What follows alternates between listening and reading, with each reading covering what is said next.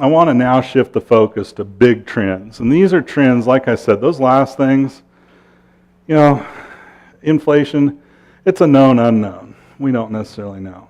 What I want you to think about for your business are things that I think are much more likely to happen. And I want to hit about 5 of them.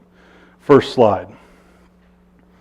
Now keep in mind, these are my expectations. These are my kids, and we're getting ready for Halloween, okay? And expectations are running high. You can see my son, he is geared up, right? He's ready to carve that pumpkin. You got his shirt off, he's ready to dig in. Sometimes, though, expectations don't match reality. See the next one? He was not excited once the lid came off that pumpkin, right?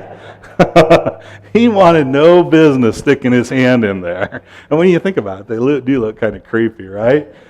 So I'm just saying, these are my expectations. I'm pretty confident, but occasionally surprises happen. Let's go to the next one. The first trend, data, technology, information are going to be more important in the future than they are today. Next slide.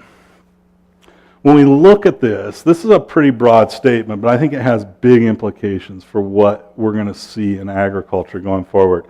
There are a lot of pretty amazing technologies that are taking place now. They're not all going to hit tomorrow. They're not all going to hit the next day, the next year. Okay, but eventually we are going to use a lot more technology in agriculture than we use today.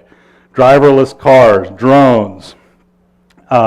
Here's Watson, who could beat not only a Jeopardy player, Ken Jennings, the best Jeopardy player. Beat him handily. Okay, improved analytics. Big data, the hammer everybody wants to hit every problem with. Okay. Here's Amazon. Jeff Bezos, the founder of Amazon, genius, right? Last year after the Super Bowl, what did he do? He got like a free 30-minute advertisement for Amazon on 60 Minutes, right? Remember that? He said, because what was Amazon going to do? They're going to send a drone, and it was going to drop a package off when you needed it, right? And more than just the drone delivering it, it was going to deliver it when?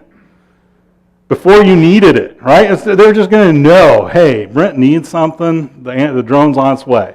Now, I know that doesn't work because my pipes froze like the very next day, and I went and opened the front door, and I looked for the package, and it was not there, okay? Some of it's hype, okay? But he's smart. He got a lot of free advertisement and promotion out of that. The way I put it is, when I travel around doing speeches and this kind of stuff, I rent cars a lot. And a lot of times they give me one of those cars that has a push button things, right? You don't have to put the key in. You've all probably got them, right?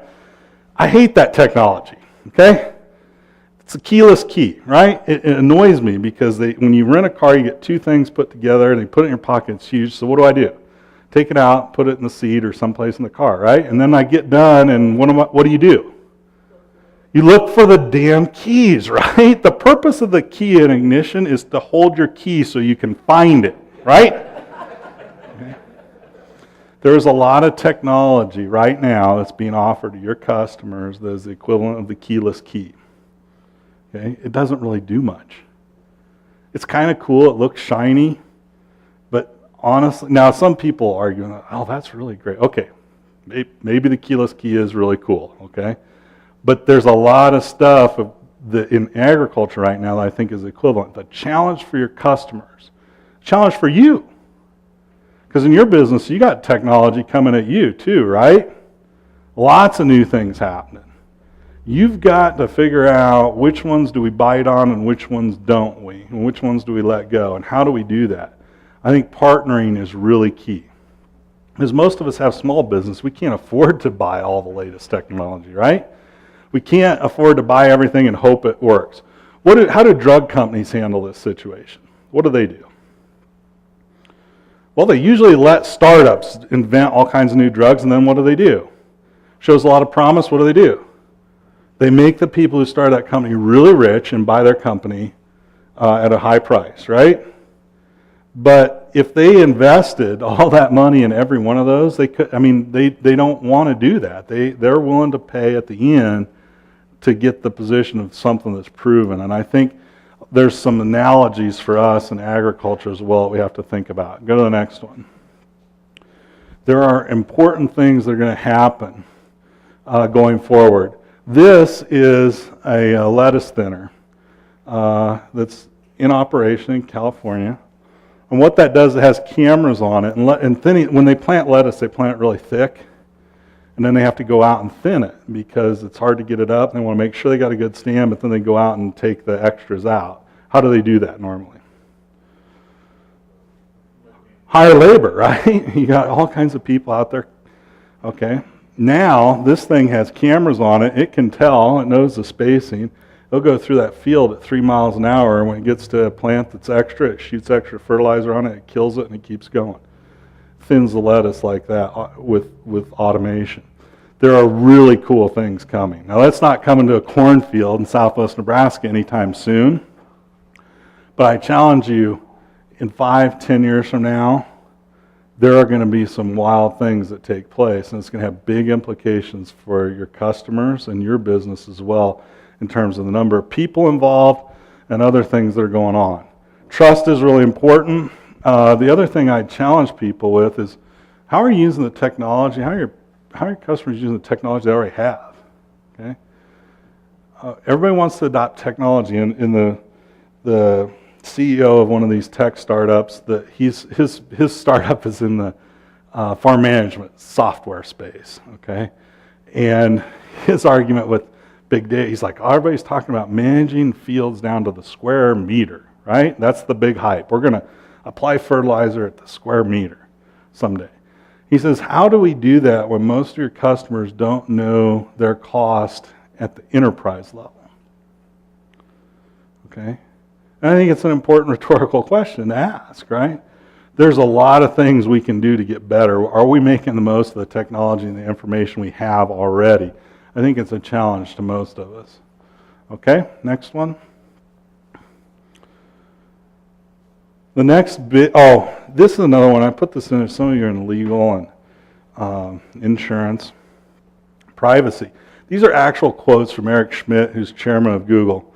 On Google's collection of personal information, would you prefer someone else to be in charge of it? I think people don't want Google to answer their questions. They want Google to tell them what to do next. It's kind of creepy, right? When you think about it. But at the same time, there's a big push here. Privacy. Going to be really important. How many of your customers have customer databases? What are they doing to protect those? I read a really interesting book on the way home from one of my last talks, and it's written by this guy who used to be an FBI agent, and it's about hacking and all the data breaches and things that are going on. It will make you think a little bit. Okay? How protected is the data you have? And I'm not just talking about the yield maps that I have on my farm. Can somebody steal it and delete it and all that kind of stuff? But how secure is my financial information? Okay, those of you in the financial industry, bank accounts, all that, because the push is to make it easy, right? And the counter side of it is it makes it easier for other people to get. This is going to be a bigger issue going forward than it is today, and I think it's something we have to think about. Okay. How secure is your data? How well backed up is it? The example he uses is a guy who was a columnist for one of these Silicon Valley magazines, and he was sitting in his living room one day. His iPhone turned off. He's like, I thought I just charged up. He plugged it in, charged it, he opens it back up, and it's reset. He goes down to his computer. It's reset. Somebody had hacked into his iTunes account and used remote wipe and erased every device he had connected to it. Okay. He's a reporter. He's an investigative reporter, so he got to work and figured out he lost all his pictures, all of his finance. You name it. If the guy didn't steal his money out of his bank account, so they probably could have, he did the investigation, figure out how the guy got this. Well, he called Amazon and found some information out from his social media and other things, got the password to his Amazon account, which showed him the last 4 digits of his credit card, which is what he needed to get into his iTunes account, all so that he could steal, get this, his Twitter account, because he had a really cool Twitter handle. It was Jim or something like that. Jim, if you're on Twitter, your handle is important. 15-year-old kid in Russia. Okay? He wanted a cool Twitter name. So he ruined this guy's life. I say that not to scare you, but it made me think, oh man, maybe I ought to be doing more to back it up. And most of us aren't going to be targets for that kind of stuff, but how much of our lives and our businesses are digital, and are we taking care of that? Okay, next slide.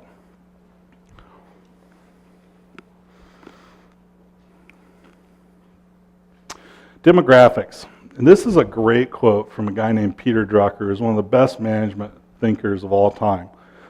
He says, of all the external changes, demographics, changes in population size, age, structure, composition, employment, educational status, and income are the clearest, and they're unambiguous. They have predictable consequences and have a major impact on what will be bought by whom and in what quantities. Now think about what he's saying. He's saying that, one, demographics are important. They impact something that we care about, sales, our businesses, our future. But more important than that, they're predictable. Okay, we talk about the value of the dollar. Hell, if I knew where the dollar was going, I wouldn't be here today. Okay? I'd be trading that stuff somewhere else. I'd probably have made enough money, I would be done with it. Okay? These are predictable. Okay? And they have big impacts. So let's take a look at what the demographics are in agriculture, because there are some really important trends.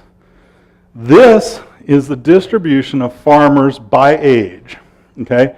On the left, I have what it looked like in 1978. This is age 65 and over to under 25. On the right, in red, is what it looks like today. 1978, this is kind of what? Your typical bell-shaped distribution, right? We got most of the farmers in the 45 to 54-year-old category. Second most, 55 to 64. Transition ahead to 2012, what do we have? Well, geez. A bunch of those folks that were in this category are now up in here, and this category are up in here. And what do we have? Today, 35% of the American farmers are over the age of 65. Now, when we did this, we got a lot of grief, okay? Academics in particular. Academics, they're like, oh, Brent, you're saying we're going to run out of farms. No, not at all. I'm not saying we're going to run out of farms in any way, shape, or form. How many acres of farmland in Iowa or Sterling, Colorado, are going to be kept idle because we don't have enough farms to farm them? Let me give you a hint. The answer is zero. Okay? None. But what does this mean? Farms are going to get what? Bigger. It's almost a certainty. Farms are going to continue to get bigger as we go through. Their businesses are going to get more complex. They're going to have newer, different challenges than what they have today. Your businesses have got to grow and think about what those needs are going to evolve to as that transition happens. Because, listen, this can't go on forever. Farmers can work a lot longer than they used to. No question about it. People in society work longer than they used to. The average age of working people continues to go up. It happens in the farm sector too. But is there a limit to this? Yes, there is. Okay? And it's going to start to play out. Let's look at some more data on this. The other thing I say is who's missing on the farm. Now, why is it we have so many old farmers? Okay? The blue are the number of farmers over the age of 65. Look at that. There's not a huge uptrend there, is it? Well, there's a little bit of an uptrend since the 70s. It's gone up. What's it dwarfed by? Who's missing? Farmers under the age of 45. Okay? Now think about me. What generation is missing on the farm? I graduated high school in 1990. Okay? I went to the University of Nebraska, and I studied agricultural economics. And I can't tell you how many people told me, what did they say when I told them that? That's what I was going to go do. What was their question? Why? Okay? Because 1990, we were out of the farm crisis, but it was pretty fresh, right? And a lot of people are like, why? You're too smart to do that. Why would you do that? Go do something else. Okay? And a lot of people did. And if you look around agribusinesses, that generation is not there. What's it mean? It means the people in your business, you're going to get more responsibility, more opportunity, younger people than you ever had if you're at the top, the little bit older group, than you had at their age. Why? Because the middle group is gone. They're not there. Okay? You have to think about your succession plan in your business, but you also have to think about what it means in your customers' business, because there's a whole generation that's missing. It has big implications for training and all that stuff, right? Next one.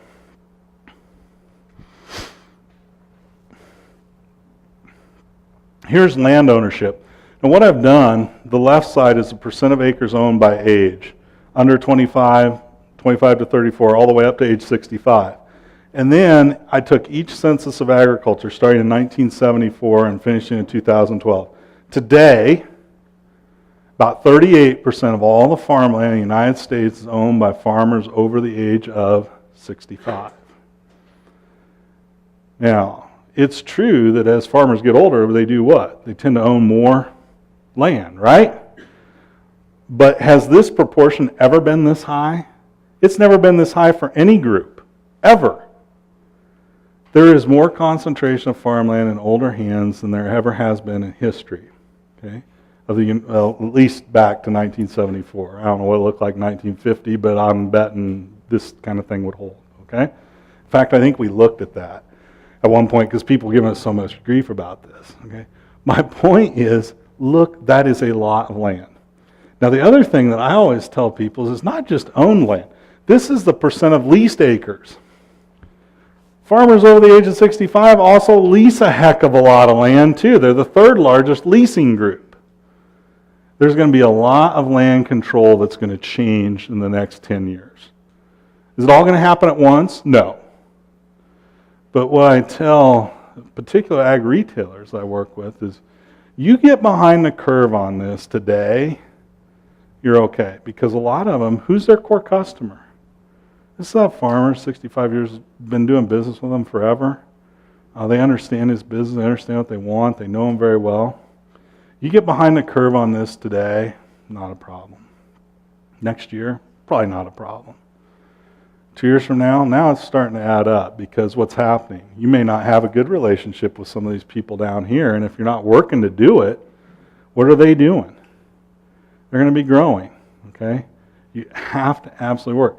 3 years from now I'm starting to notice my customer base, man, I worry about it on my speaking stuff. You're a young audience. I'll tell you what, I go to Iowa, and you get the local co-op, put a meeting together, and the average age is over that, okay? They love me, okay? My problem is, what the heck am I have to, it has big implications, okay? We have to get ourselves positioned with the group that's going to be growing in the future. You need to think about identifying who they are, what their needs are, how they're going to be different from the people that you fit with. And then some of you, this is a big opportunity too, right? Because this is a lot of work activity associated with plans and state plans and all that other kind of stuff. And I challenge the farmers to think about this too, because farmers are like, oh, it doesn't matter to me, I don't care. Well, do you have that plan to transfer that farm with your family? Okay? Is it in place? Well, we've talked about it. It's going to happen someday, okay? We have to push people to get these things done because it's really going to matter. I always tell people, I will probably buy more farmland in the rest of my life from family members than I will from anybody else, right? Because I only have one outside land, and that's the other thing. Ask farmers, how many people you rent land from are under the age of 65? I usually start out with, how many are under 40? No hands go up. Okay, under 50, get a couple. Under 60, a lot more start to go up. Under 70, there are some people, landowners under the age of 75 years old. Okay? Have you had the conversation with them, what's going to happen? What's going to happen? We had a surprise. We only rent one farm, and he passed away. What's going to happen? Well, the kids are going to manage it. Well, we know who they are, but do we have a relationship with them? No, that was bad planning. That was bad management on our part. Really bad. Didn't take a rocket scientist to see that could happen, and we should have been more proactive on that. It's just, to me, I think this is something we have to think about. And then think about it in your own operation. My biggest partner is going to be my sister. She's not my partner today, but she's going to be my biggest partner going forward. Because I do rent a lot of land. Actually, I rent most of it from my parents. Right? And I'm not going to get all of it. Right? So this is important for some of your customers to think about. Okay, next slide.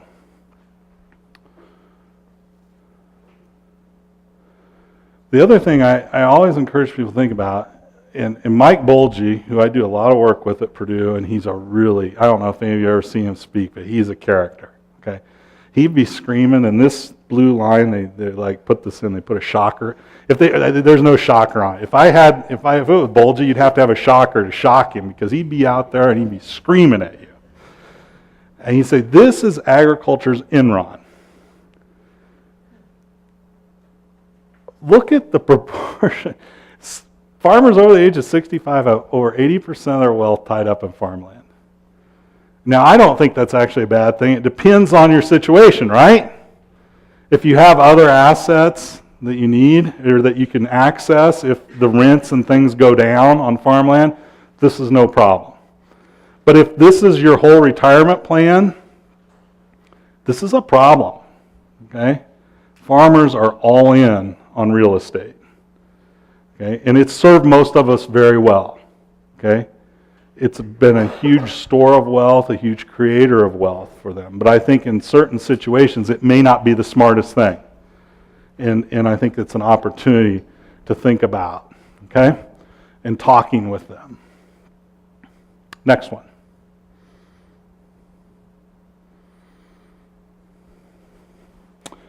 Farms are becoming more complex. Okay? The days of the single operator with one entity and it's just a sole proprietorship are fading fast. Okay? The farms that already they have multiple entities and they're always wanting to set up more entities, right? I look at what some of my peers have done, I'm like, holy cow, how do you keep all that straight? Permanent work for some of you in this room, right? It's Full Employment Act, okay? But at the same time, it serves some purposes, right? Because these are smart people. They wouldn't have done some of that if they hadn't. But there are more operators on farms today than there used to be. They're more complex, and that trend is going to continue. Need to gear up to continue to serve that. Next slide. Okay, so now we're kind of in the home stretch.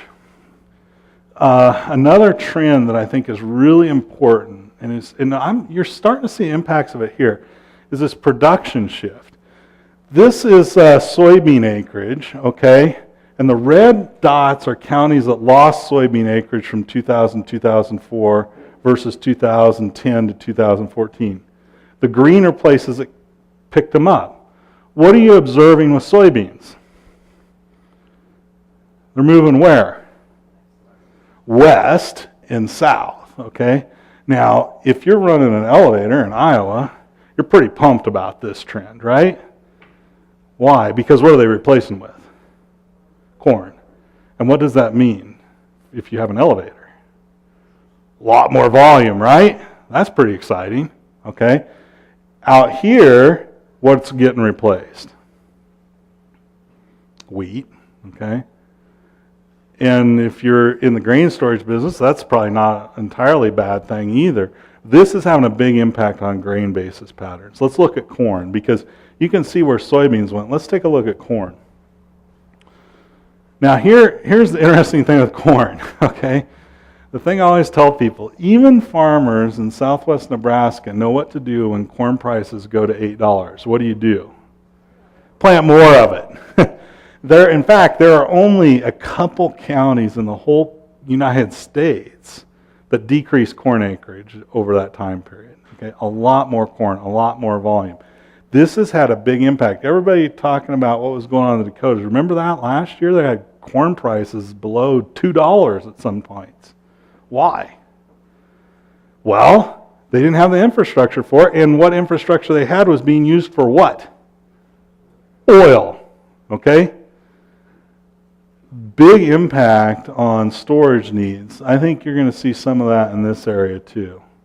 I did a thing here not too long ago. I said, I can't believe I'm saying this out loud because I would have never thought in a million years I'd say it. Storage might be the best investment we can look at in this environment right now. It's paid lately, and I think that's going to continue because of the shift in production. Corn has gotten so we can grow it in all kinds of climates that we didn't used to grow it in, and it's probably only going to continue to get better. Next slide. I'm driving her crazy because she's trying to keep up. I'm just wandering around. Okay. Consumers.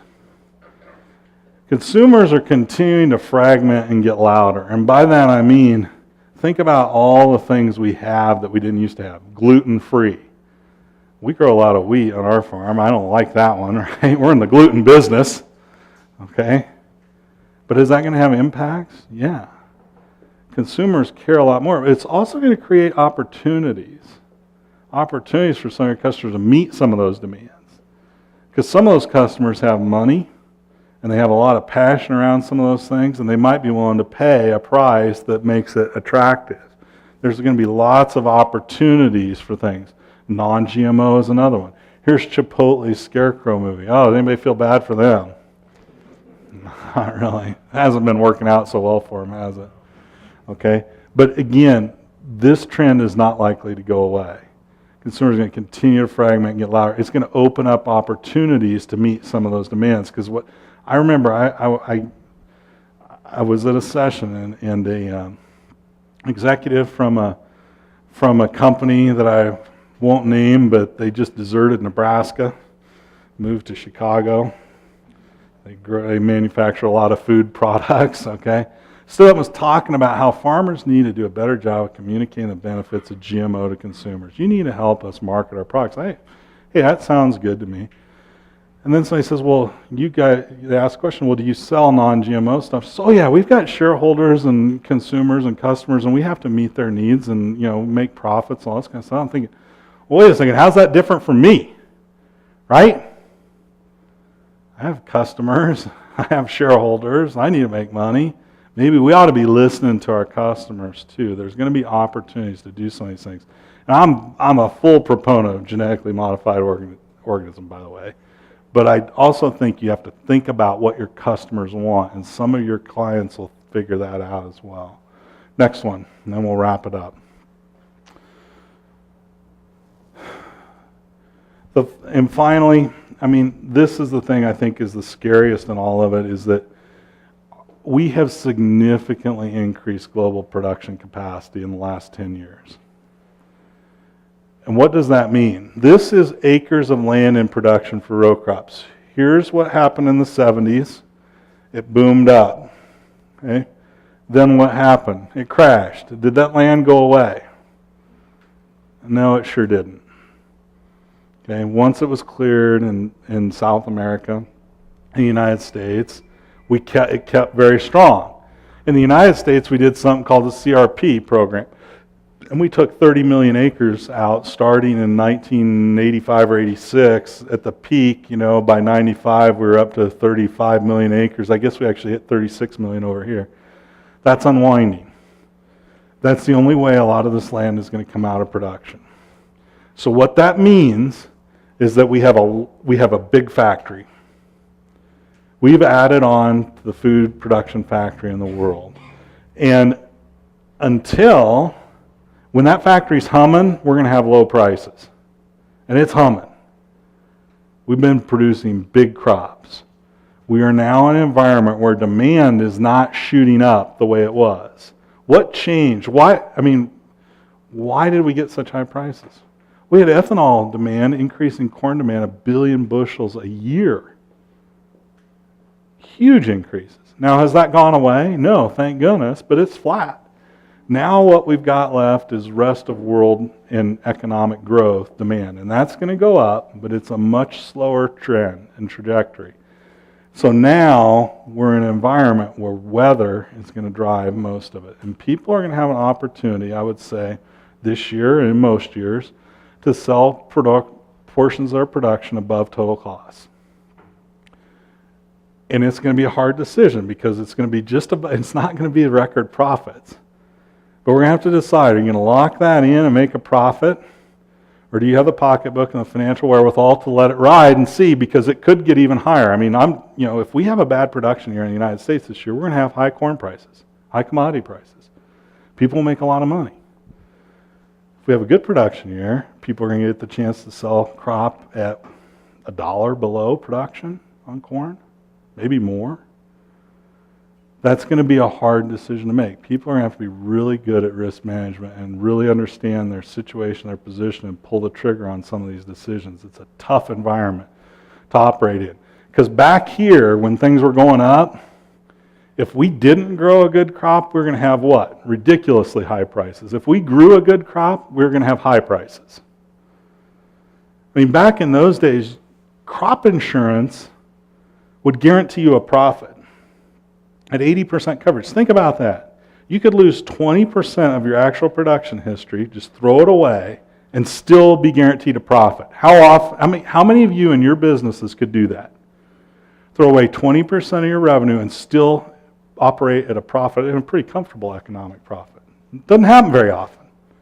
It's not going to happen very often. That's pretty darn unique.